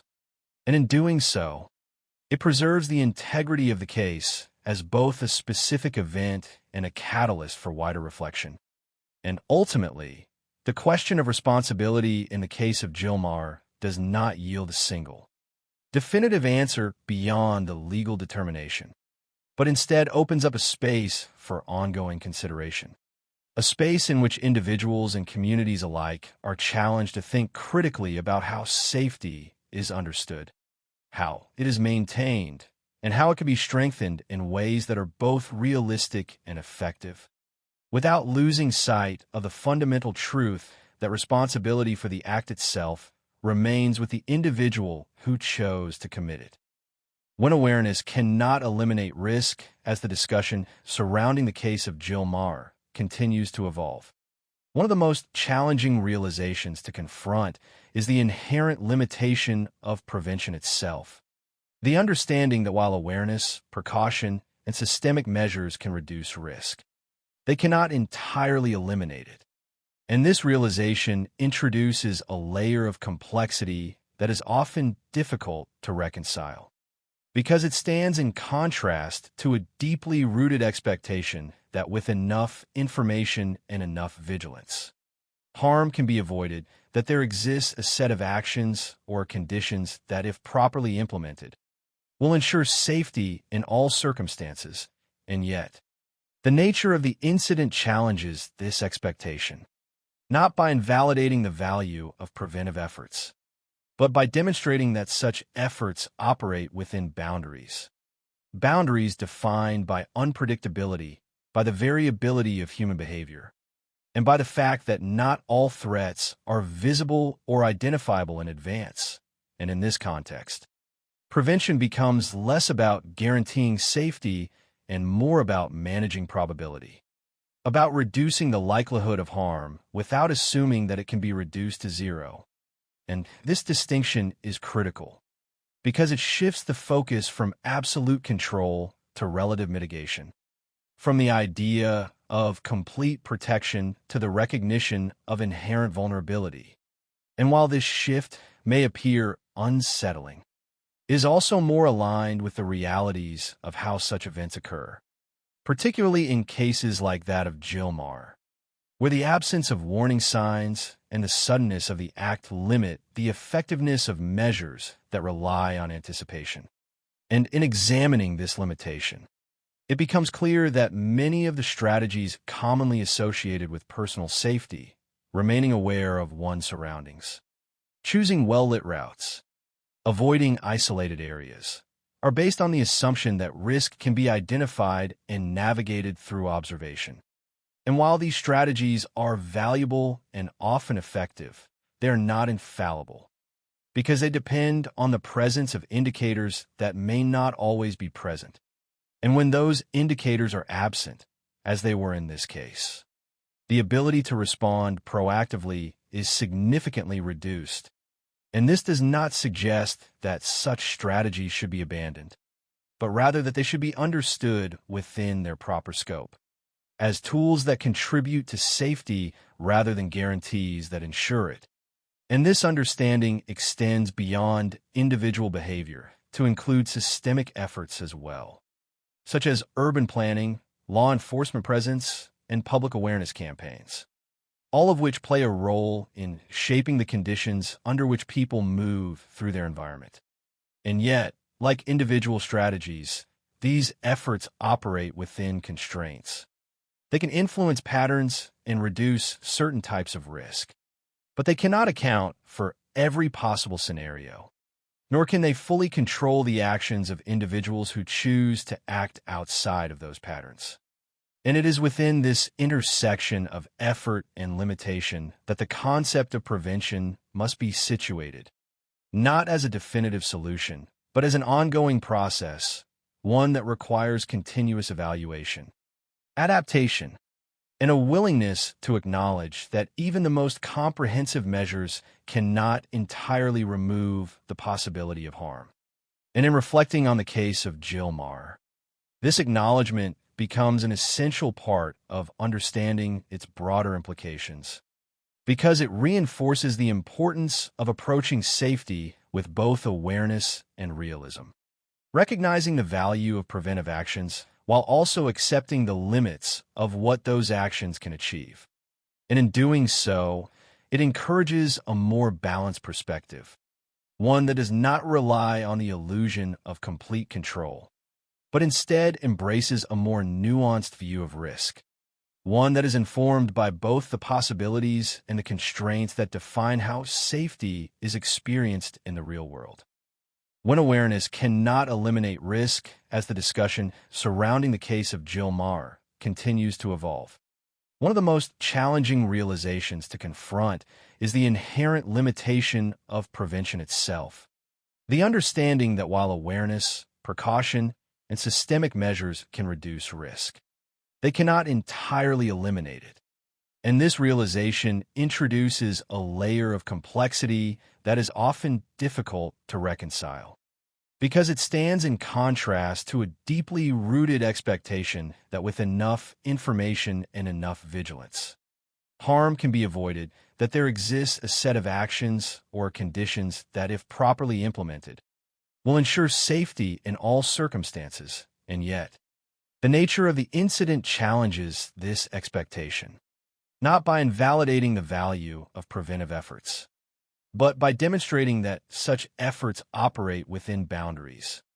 Boundaries defined by unpredictability, by the variability of human behavior, and by the fact that not all threats are visible or identifiable in advance. And in this context, prevention becomes less about guaranteeing safety and more about managing probability, about reducing the likelihood of harm without assuming that it can be reduced to zero. And this distinction is critical because it shifts the focus from absolute control to relative mitigation, from the idea of complete protection to the recognition of inherent vulnerability. And while this shift may appear unsettling, it is also more aligned with the realities of how such events occur, particularly in cases like that of Jill Marr, where the absence of warning signs and the suddenness of the act limit the effectiveness of measures that rely on anticipation. And in examining this limitation, it becomes clear that many of the strategies commonly associated with personal safety, remaining aware of one's surroundings, choosing well-lit routes, avoiding isolated areas, are based on the assumption that risk can be identified and navigated through observation. And while these strategies are valuable and often effective, they're not infallible, because they depend on the presence of indicators that may not always be present. And when those indicators are absent, as they were in this case, the ability to respond proactively is significantly reduced. And this does not suggest that such strategies should be abandoned, but rather that they should be understood within their proper scope, as tools that contribute to safety rather than guarantees that ensure it. And this understanding extends beyond individual behavior to include systemic efforts as well, such as urban planning, law enforcement presence, and public awareness campaigns, all of which play a role in shaping the conditions under which people move through their environment. And yet, like individual strategies, these efforts operate within constraints. They can influence patterns and reduce certain types of risk, but they cannot account for every possible scenario, nor can they fully control the actions of individuals who choose to act outside of those patterns.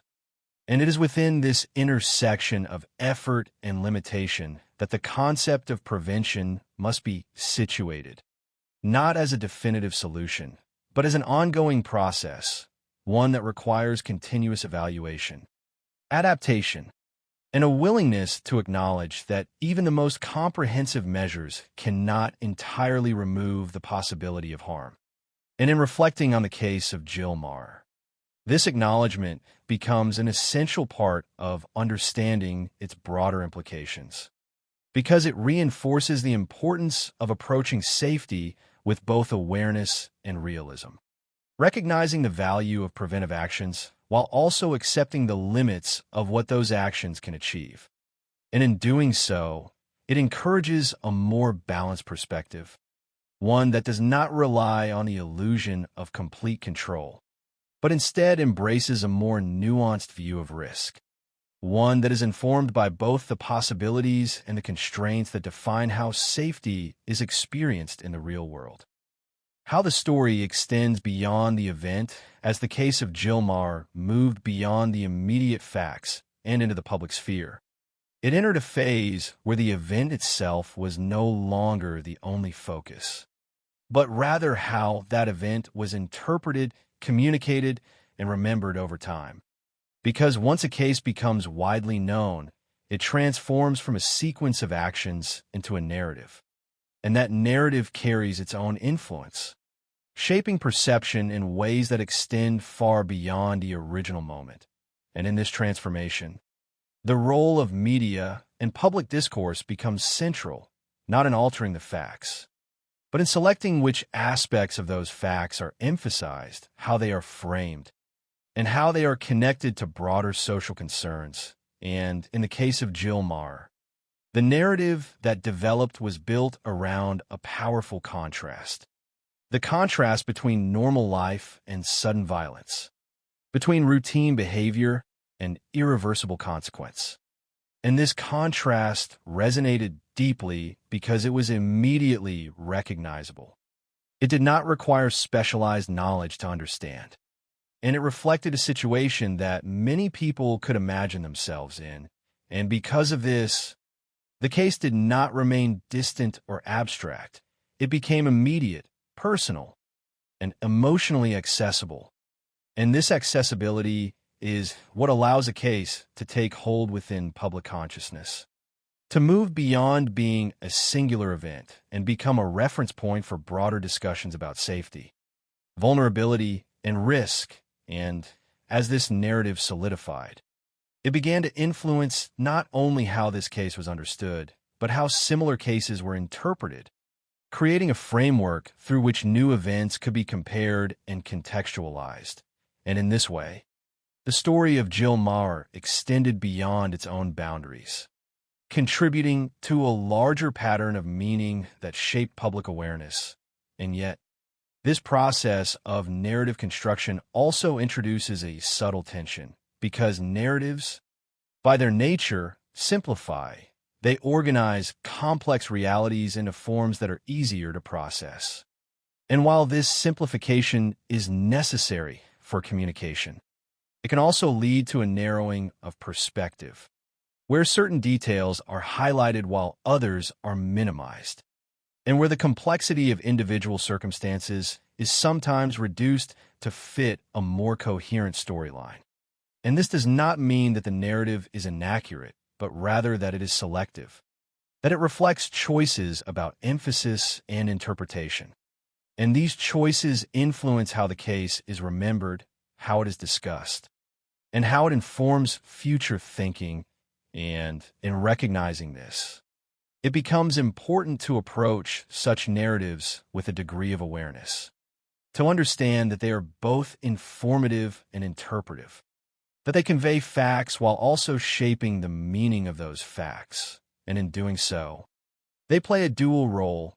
They preserve the memory of what happened, and they influence how that memory is integrated into the broader social context. And ultimately, the narrative surrounding the case of Jill Maher illustrates how a single event can extend far beyond its original moment, becoming part of a continuing conversation about safety, behavior, and the unpredictable nature of human interaction, and how the way that event is told becomes almost as significant as the event itself, because it determines how it is understood, how it is felt, and how it continues to resonate over time. How an individual life becomes a lasting presence over time. As the immediacy of the case begins to recede and the structured phases of investigation and trial are concluded, what remains is not only the record of what happened, but the enduring presence of memory. And in the case of Jill Maher, this memory does not exist as a static recollection, but as an evolving form of legacy, shaped by how the event is remembered, discussed, and integrated into the broader fabric of community awareness. And it is within this transition from event to memory that the meaning of the case takes on a different dimension, one that is less focused on the sequence of actions and more on the lasting imprint those actions leave behind. Because memory, unlike immediate reaction, is not defined by urgency, but by persistence, by the way certain events continue to occupy space in collective consciousness long after their occurrence. And this persistence is influenced by several factors, including the nature of the event itself, the degree to which it resonates with shared experience, and the way it has been communicated and understood over time. And in this instance, the memory of Jill Maher is closely tied to the sense of normalcy that preceded the incident, to the recognition that her life, as described, reflected a pattern that many others identify with. And it is this identification that sustains the memory, that prevents it from fading into abstraction, because it remains connected to ongoing behavior, to everyday actions that continue to mirror the circumstances in which the event occurred. And as a result, the legacy of the case is not confined to historical record. It is actively maintained through the continued relevance of its context, through the way it informs conversations about safety, awareness, and the unpredictability of certain situations. And in this sense, legacy becomes both a form of remembrance and a form of influence, a way of preserving the significance of the individual while also allowing that significance to contribute to a broader understanding. And yet, this process must be approached with care, because there is a delicate balance between remembering an individual as a person and remembering them as part of a larger narrative. And maintaining that balance is essential to ensuring that the legacy does not become impersonal, that it does not reduce a life to a symbol alone, but continues to acknowledge the individuality that existed before the event, and in doing so, it reinforces the importance of empathy, of viewing the case not only through the lens of analysis or discussion, but through an awareness of its human dimension. And this awareness shapes how the memory is carried forward, how it is shared, and how it is respected. And ultimately, the legacy of Jill Maher is defined not only by what happened, but by how it continues to be held within collective understanding, as a reminder of both the fragility of ordinary moments and the enduring impact that those moments can have when they are unexpectedly altered. And in this way, memory becomes more than recollection. It becomes a connection between past and present, between individual experience and shared awareness, and between the event itself and the ongoing reflections it inspires. When tragedy influences collective thinking as time moves forward from the case of Jill Maher, its impact begins to manifest not only in memory, but in subtle shifts within social awareness, in the way individuals and communities reconsider their assumptions about safety, behavior, and shared responsibility. And it is within this gradual transformation that the broader significance of the case becomes evident. Because while a single ghatna cannot, on its own, redefine societal structures, it can contribute to an ongoing process of reflection that, over time, influences how those structures are perceived and discussed. And in this sense, the case acts as a catalyst, not by providing definitive answers, but by prompting questions that persist beyond the immediate context. Questions about how public spaces are experienced, how risk is understood, and how awareness can be translated into meaningful change without undermining the ability to live freely within those spaces. And these questions do not lead to uniform conclusions, but they do encourage a more engaged perspective, one in which safety is not taken for granted, but actively considered, and in which the balance between individual behavior and collective responsibility is continually examined. And this examination often takes place across multiple levels, from personal reflection to broader public discussion. And while the outcomes of these discussions may vary, their existence is itself significant, because it indicates a willingness to engage with the complexities of the issue rather than ignoring them. In the context of Jill Maher, this engagement is closely tied to the recognition that the circumstances of the case are not isolated, that they reflect patterns and possibilities that extend beyond a single ghatna, and that addressing these patterns requires both awareness and adaptation. And yet, this process is inherently gradual.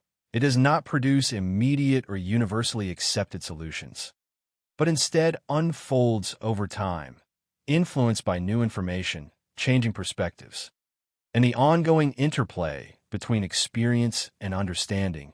And within this unfolding, the case contributes to a broader shift in how safety is conceptualized, moving from a static assumption to a dynamic consideration, one that acknowledges both the progress that has been made and the limitations that remain.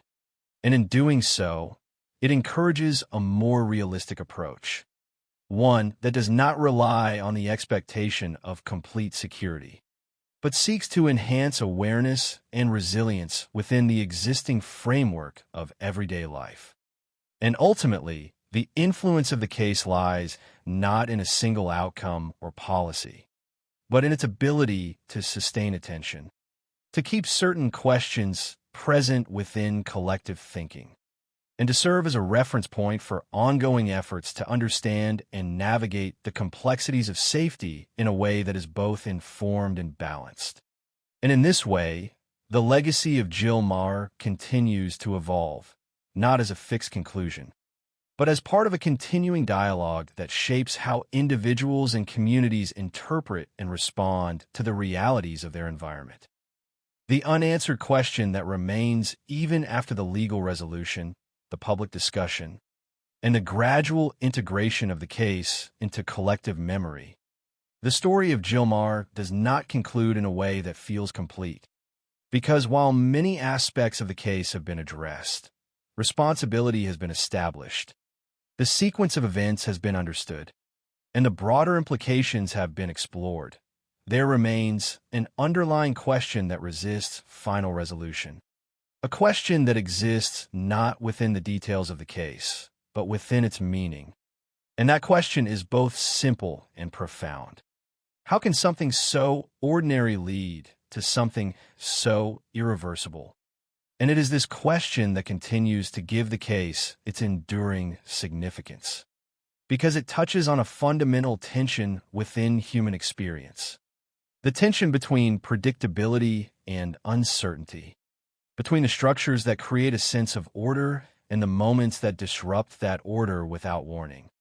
And in examining this tension, it becomes clear that the case is not only about a specific ghatna, but about the broader reality in which such ghatnae occur.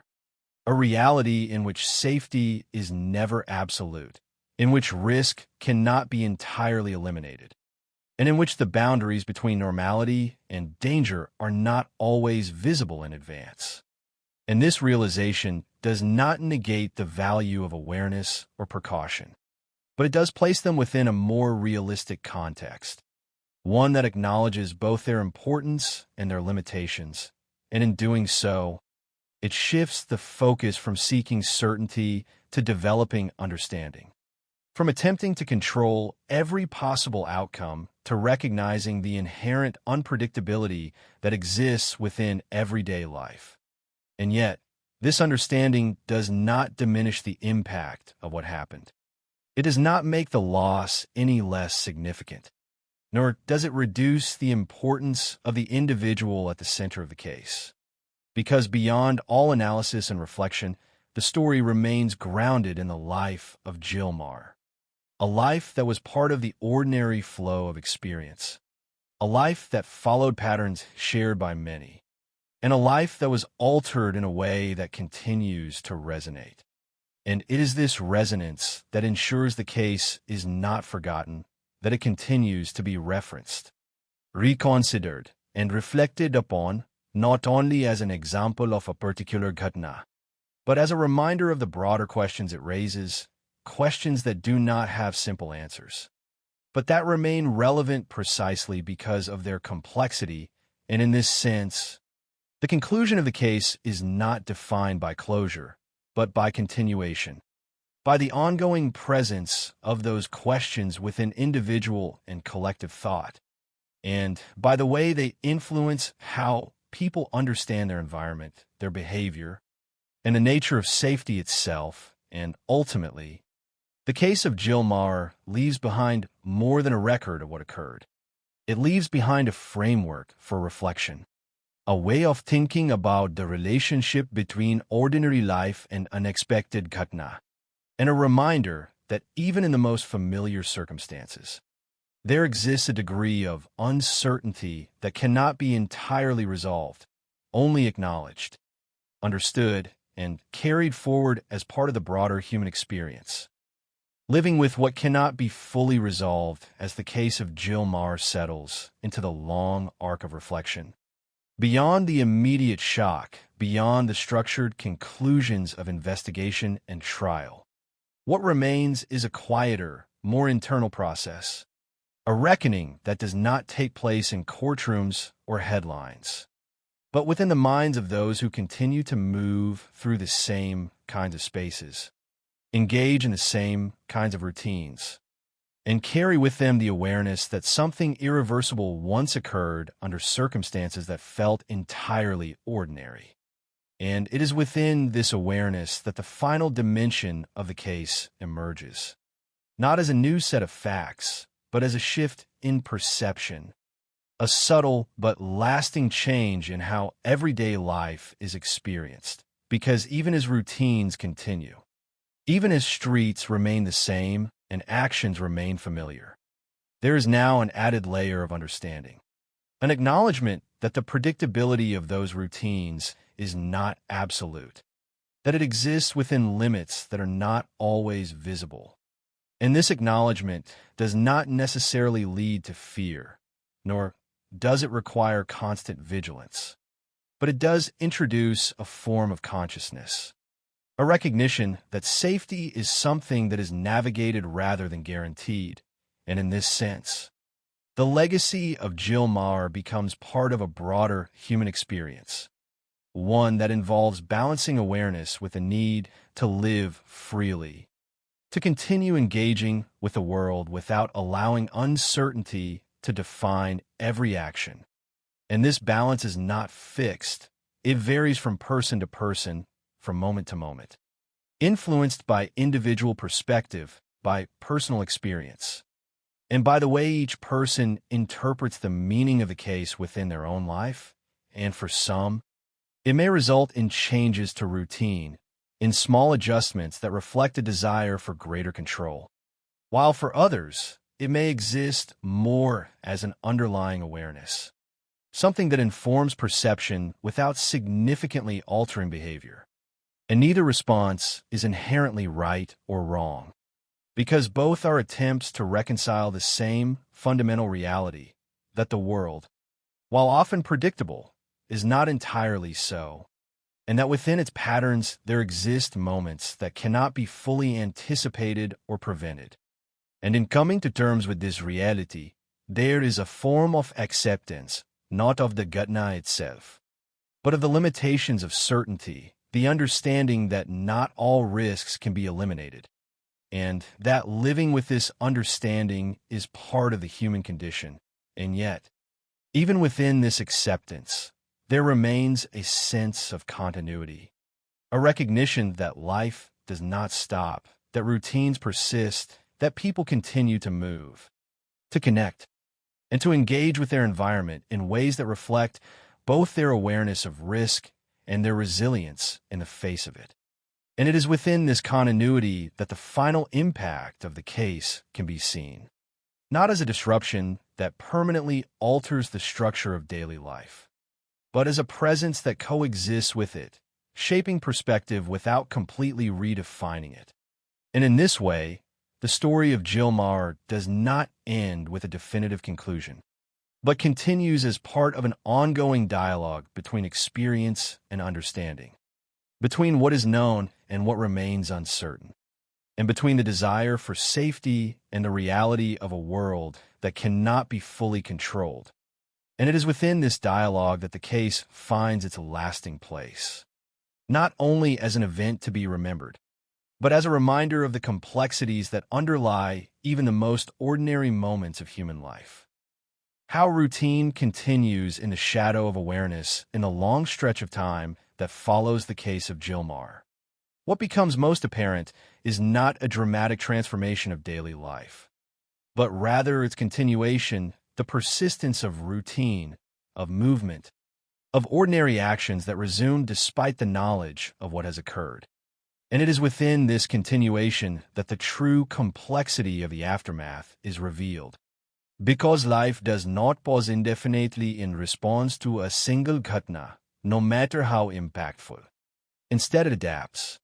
It absorbs the awareness generated by that event and integrates it into an ongoing pattern of behavior.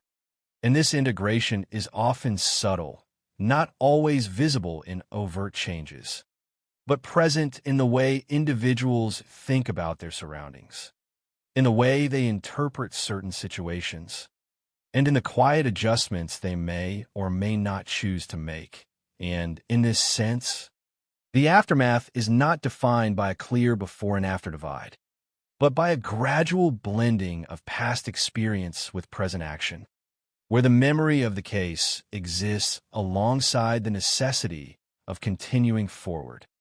And this coexistence is not without tension, because it involves holding two seemingly opposing realities at once: the understanding that routine is generally safe, and the recognition that it is not entirely free from risk. And navigating this tension requires a kind of balance, one that allows individuals to remain aware without becoming immobilized, to acknowledge uncertainty without allowing it to dominate their perception of the world. And this balance is not achieved in a single moment, but developed over time, through repeated engagement with the same environments, through the reaffirmation of normalcy in the absence of incident, and through the gradual reestablishment of trust in the patterns that define everyday life. And yet, even as this trust is rebuilt, it is not identical to what it was before. It is informed by knowledge, by the understanding that while the likelihood of such events may be low, their possibility cannot be entirely dismissed. And it is this informed trust that characterizes the everyday after, a state in which individuals continue to participate in the routines that shape their lives, but do so with a deeper awareness of the conditions under which those routines unfold. And in reflecting on this, the case of Jill Maher becomes part of a larger narrative about resilience, not in the sense of overcoming or forgetting, but in the ability to continue, to maintain a connection to normal life while carrying with them the understanding that normal life is not without its complexities. And this form of resilience is not dramatic or easily defined. It exists in the quiet decisions, in the choice to walk, to move, to engage with the world despite its uncertainties. And in this way, the legacy of the case is not only found in the questions it raises or the discussions it generates, but in the way it becomes woven into the fabric of everyday experience, influencing how that experience is perceived without entirely redefining it. And ultimately, the everyday after is a reflection of both continuity and change, of routines that persist and awareness that evolves. And in this intersection, the impact of Jill Maher continues to exist, not as a constant disruption, but as a presence that shapes understanding while allowing life to move forward. Holding on to routine while knowing its limits in the extended reflection on the case of Jill Maher.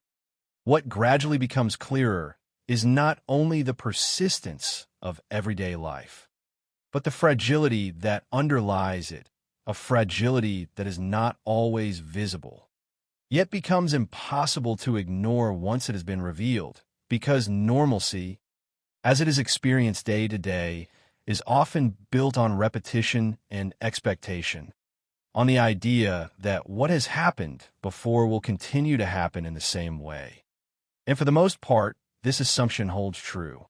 It allows individuals to move through their environment without constant uncertainty, to engage in routine actions without needing to question every step. And it is this reliability that makes normal life sustainable, that allows people to function, to connect, and to operate within a shared understanding of safety. And yet, the case disrupts this understanding, not by eliminating it entirely, but by exposing its limits, by showing that while normalcy is common, it is not guaranteed, and that within its structure there exist moments where that structure can break without warning. And this realization introduces a subtle but enduring tension, a tension between the desire to maintain a sense of normal life and the awareness that such life is not entirely predictable. and navigating this tension requires a kind of adjustment, not necessarily an outward behavior, but an internal perception, in the way individuals interpret their surroundings and assess their sense of security. And this adjustment is often gradual, unfolding over time as the initial impact of the case transitions into a more stable form of understanding. And within this understanding, there is an acceptance of complexity, a recognition that safety is not a fixed state, but a condition that exists within a range of possibilities, influenced by both visible and invisible factors. And this recognition does not negate the value of routine, nor does it diminish the importance of continuing with daily life. But it does add a layer of awareness that was not previously present, a layer that acknowledges both the strength and the vulnerability of ordinary circumstances. And in this way, the legacy of Jill Maher becomes intertwined with the concept of fragile normalcy, a state in which life continues as before, yet is understood differently, where actions remain the same, but the context in which they are interpreted has shifted. And this shift, while subtle, is significant because it reflects a deeper engagement with reality, one that does not rely solely on assumption, but incorporates the knowledge that even the most familiar patterns can, under certain conditions, be disrupted. And yet, despite this knowledge, life does not retreat into constant caution. It moves forward, maintaining its rhythms while carrying with it the understanding of their limits. And it is within this balance, between continuation and awareness, between stability and uncertainty, that the enduring impact of the case can be found, not as a force that halts normal life, but as one that reshapes how that life is perceived, making it at once more grounded and more complex, and ultimately, this fragile normalcy becomes a defining feature of the aftermath, a way of living that acknowledges both the reliability of routine and the reality that such reliability is never absolute.